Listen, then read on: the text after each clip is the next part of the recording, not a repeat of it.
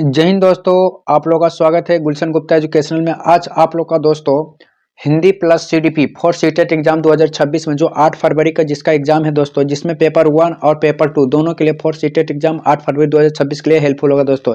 इसमें दोस्तों एग्जाम में बार बार पूछे गए क्वेश्चन पेपर है दोस्तों, जो प्रैक्टिस सेट 2 हम कराने वाले हैं। टोटल प्रीवियस ईयर क्वेश्चन होगा, पीवाई क्वेश्चन होगा दोस्तों। इस सर के तो जानते करते हैं, सचिन सर के यही के बुक है दोस्तों, इन्हीं के बुक हैं। आप लोग पेपर 1 और पेपर 2 के लिए हेल्पफुल होगा।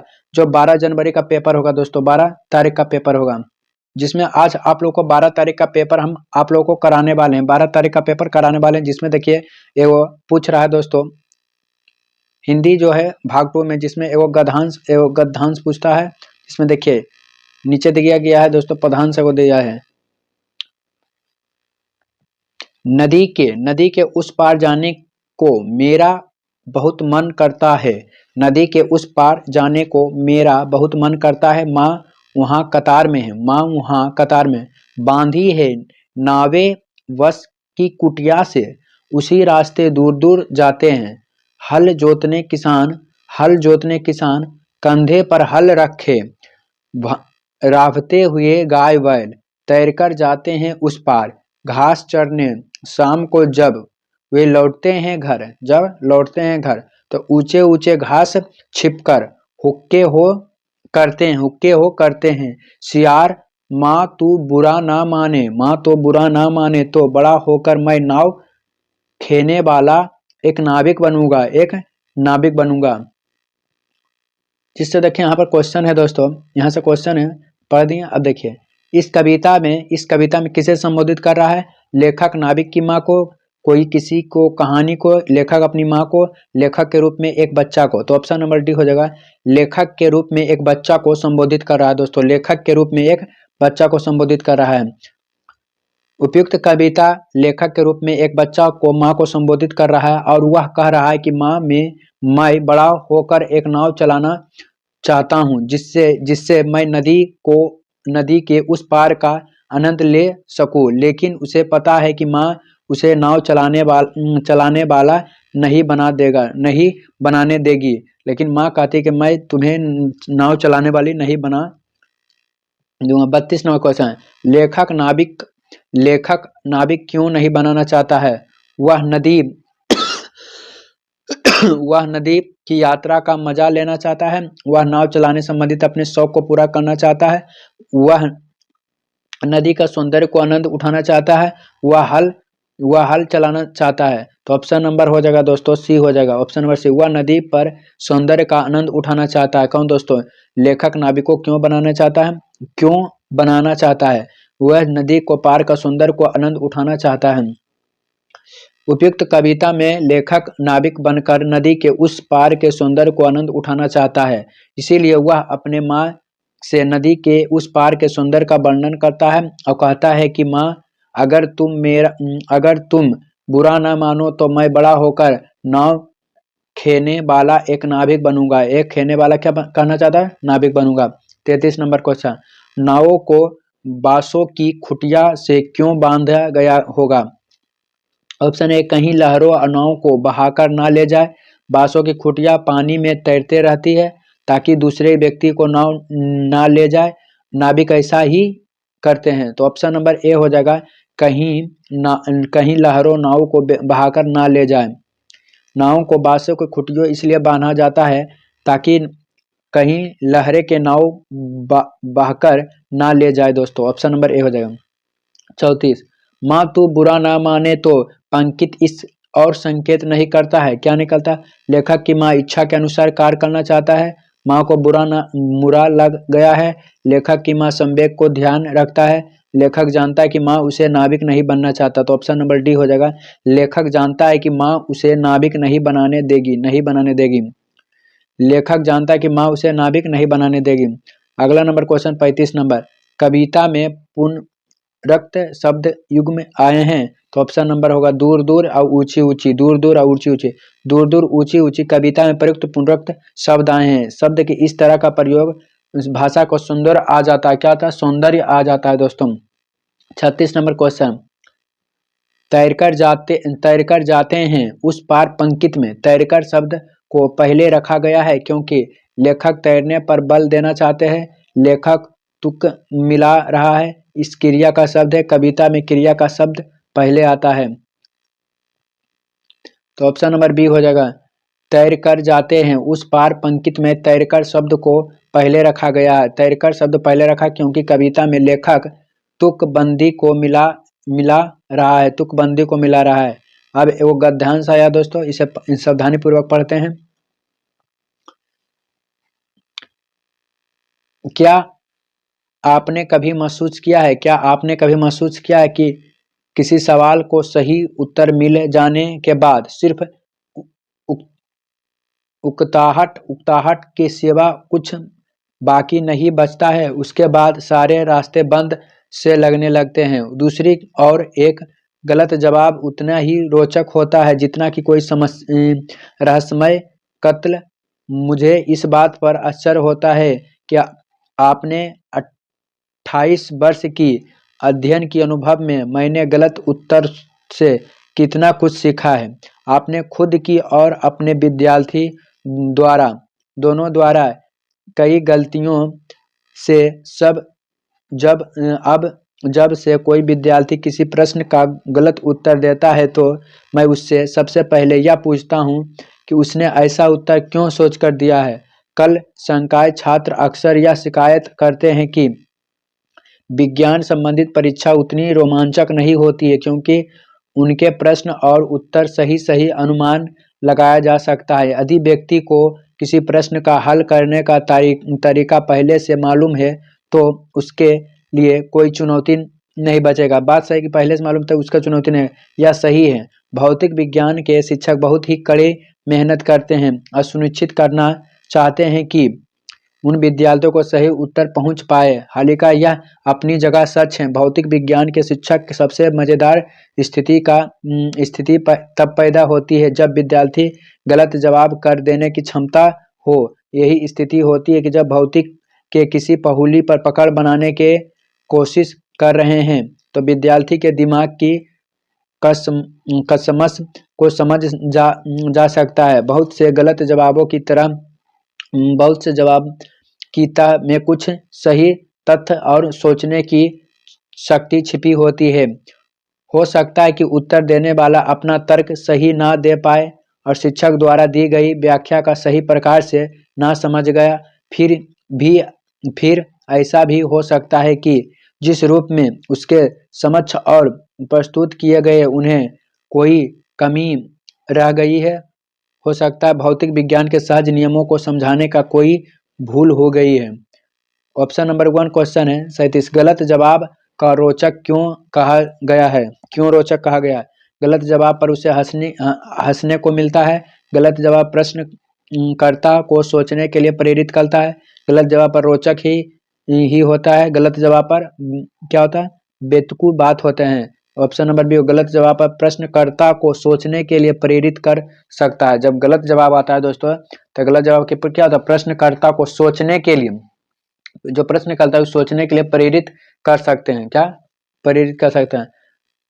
गलत जवाब प्रश्नकर्ता को सोचने के लिए प्रेरित कर सकता है, इसीलिए गलत जवाब को रोचक कहा जाता है। किसी भी सवाल को सही जवाब मिले जाने के बाद सिर्फ बेचैनी के सिवा कुछ नहीं बचता है। बेचैनी के सिवा सही कुछ नहीं बचता। जब सही देने पर बेचैनी के सिवा कुछ नहीं, जबकि गलत जवाब देने की रोचकता को रहस्यमय कत्ल के समान बताया गया है। 38 नंबर। लेखक ने अपने विद्यार्थियों के गलत जवाब से क्या सीखा? गलत जवाब देने से रोमांच समाप्त हो जाता है। लोग गलत जवाब देकर रोमांच महसूस करते हैं। सही सवालों को सही जवाब देते हैं। लोगों को सोचने और तरीका अलग अलग होते हैं। तो ऑप्शन नंबर डी। लेखक ने अपने विद्यार्थियों को गलत जवाब से क्या सीखा? लोगों को सोचने का तरीका अलग अलग होते हैं। लोगों को सोचने के तरीके क्या होते हैं? अलग अलग होते हैं। लोगों ने अपने विद्यार्थियों द्वारा दिए गए गलत जवाब से सीख के लोगों को सीखने के तरीका अलग अलग होते हैं।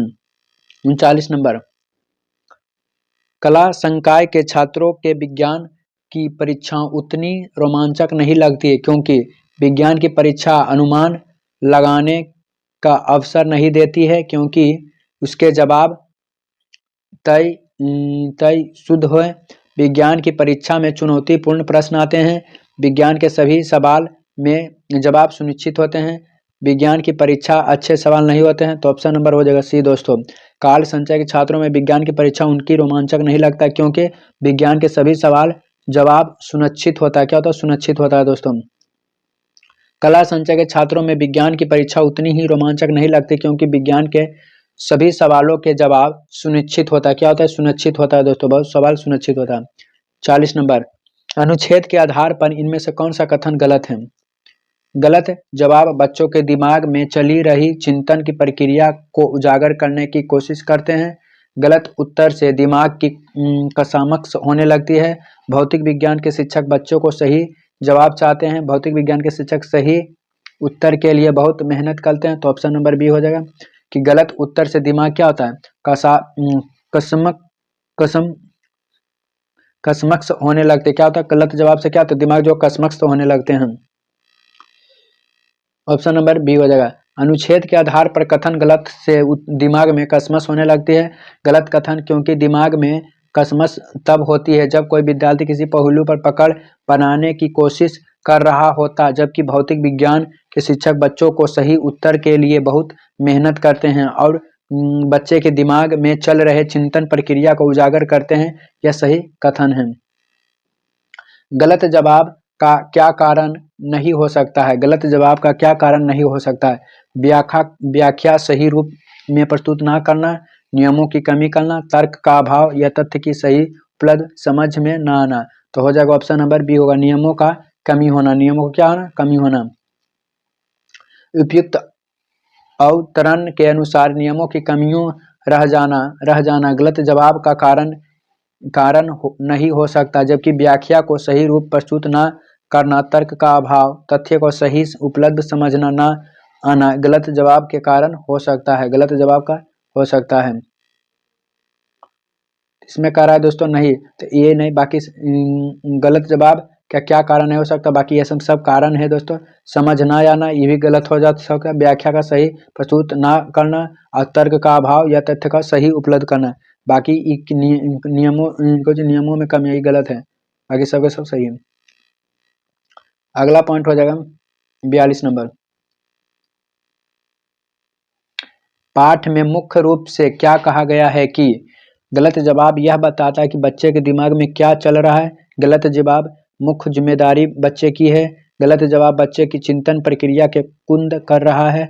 गलत जवाब शिक्षक के अच्छे लगते हैं। तो ऑप्शन नंबर ए हो जाएगा। पाठ में मुख्य रूप से क्या कह रहा है? गलत जवाब यह बताता है कि बच्चे के दिमाग में क्या चल रहा है। गलत जवाब यह बताता है कि बच्चे के दिमाग में क्या चल रहा है।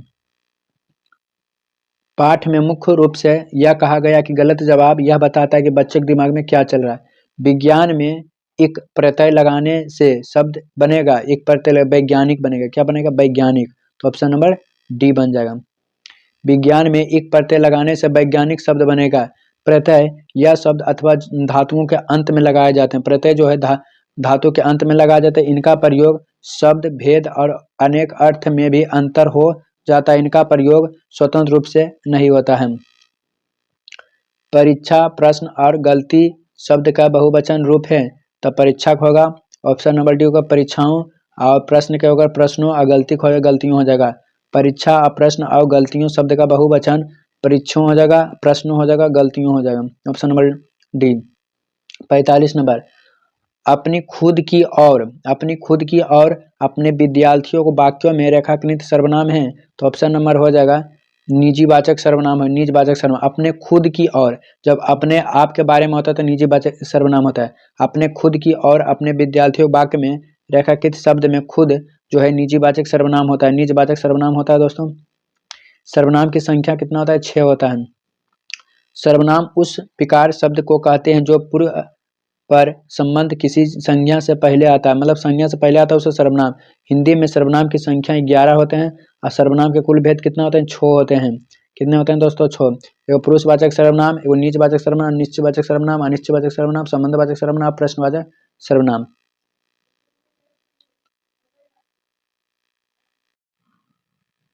छियालीस नंबर क्वेश्चन। मधुरी पढ़ते समय कभी कभी वाक्यों या शब्दों की पुनरावृत्ति करती है। इस इसका यह भाषीय व्यवहार दर्शाता है।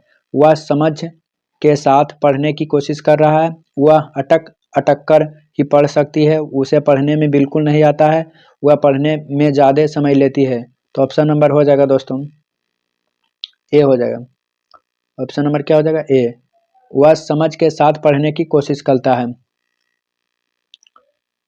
जब कोई विद्यार्थी पढ़ते समय कभी कभी वाक्यों शब्दों को पुनरावृत्ति मतलब पुनः दोहराता है तो उसका भाषीय व्यवहार यह दर्शाता है कि वह समझ के साथ पढ़ती है, पढ़ने की कोशिश कर। इसीलिए मधुर की वाक्यों में दोहराने या शब्दों को पुनरावृत्ति यह दर्शाता है कि समझ के साथ पढ़ने की कोशिश कर रही है।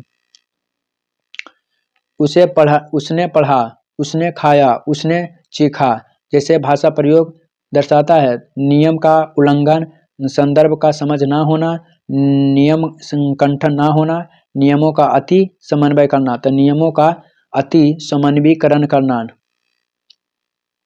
उसने पढ़ा, उसने खाया, उसने चीखा जैसे भाषा का प्रयोग यह दर्शाता है कि उसने नियमों के अति समन्वयीकरण किया है, उसने नियमों के प्रति क्या कहते हैं समन्वयीकरण किया है।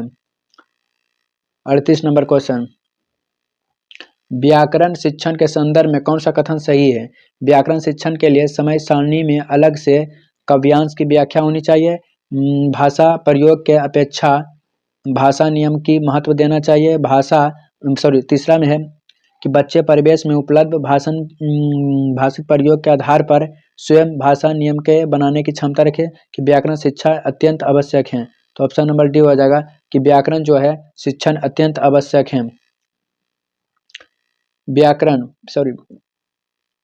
व्याकरण शिक्षा के संदर्भ में व्याकरण शिक्षण अत्यंत आवश्यक है क्योंकि जब तक विद्यार्थी का व्याकरण की अच्छी जानकारी नहीं होगी तब तक भाषा का प्रयोग में कठिनाई होगी।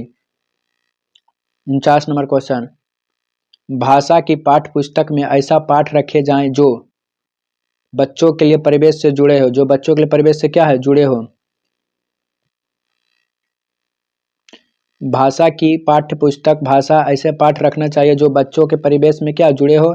ऐसा करने से भाषा के प्रति उनका लगाव बढ़ेगा और मानसिक एवं बौद्धिक विकास भी अधिक होगा। बौद्धिक विकास भी क्या होगा अधिक होगा।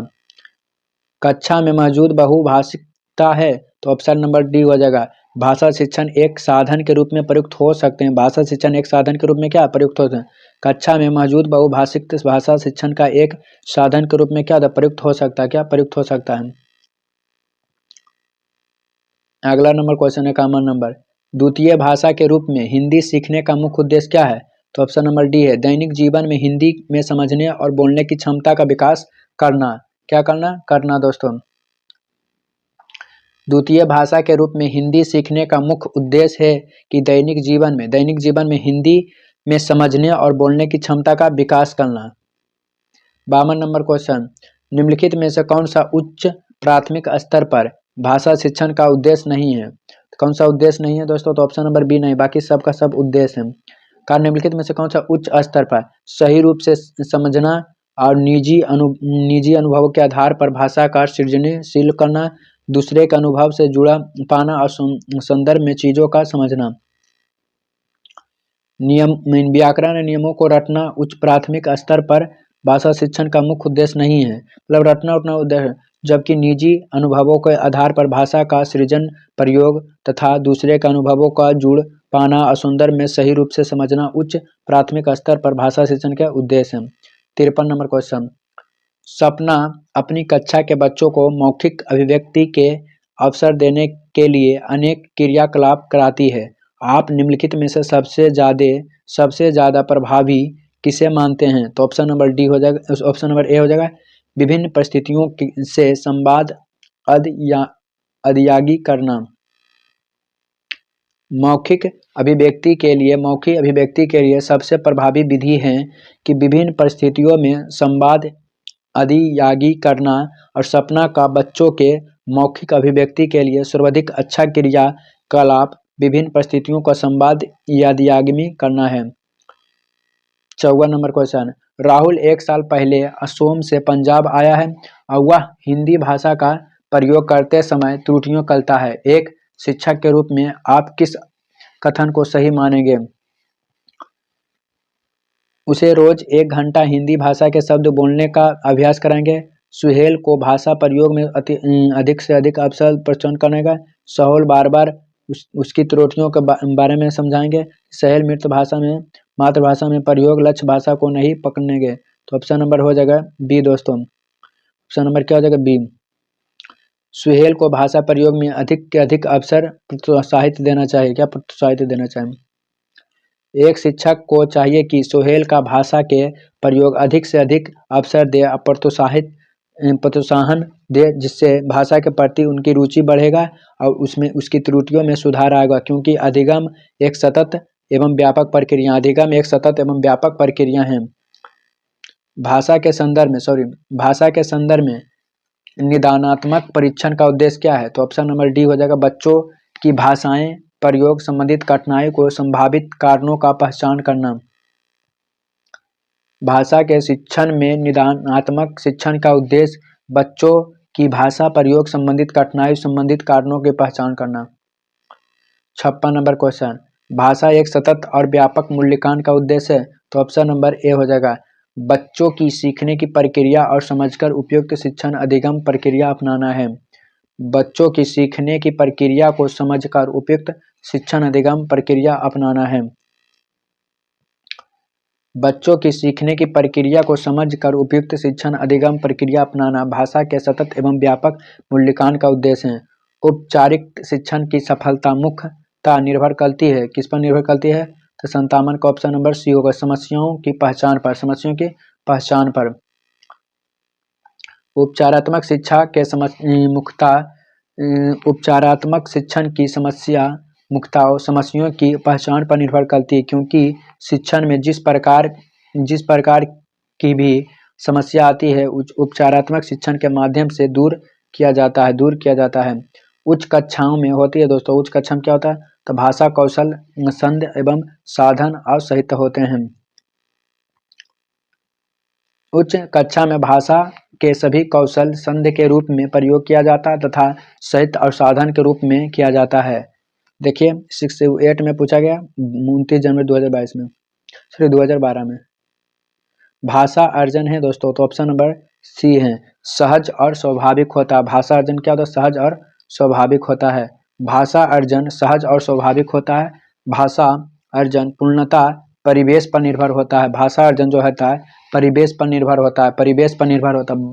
बालक जिस भाषा का परिवेश में रहता है वही भाषा सीखता है, इसे भाषा अर्जन कहते हैं। 60 नंबर, उच्च प्राथमिक स्तर पर भाषा शिक्षण की प्रक्रिया में सबसे अधिक महत्वपूर्ण क्या है। ऑप्शन नंबर डी हो जाएगा। समाचार पत्र पत्रिकाओं को अन्य भाषा सामग्री में कहीं बाताओं नियार्थ या सोच सरोकर पहचान करना। उच्च प्राथमिक स्तर पर भाषा शिक्षण की प्रक्रिया में समाचार पत्र पत्रिकाओं या अन्य भाषाओं सामग्री में कहीं की बात नियार्थ या सोच सरोकर पहचान करना सबसे अधिक महत्वपूर्ण होता है। वीडियो अच्छा लगे तो चैनल को सब्सक्राइब, वीडियो को शेयर को। आप लोग का दिन शुभ हो।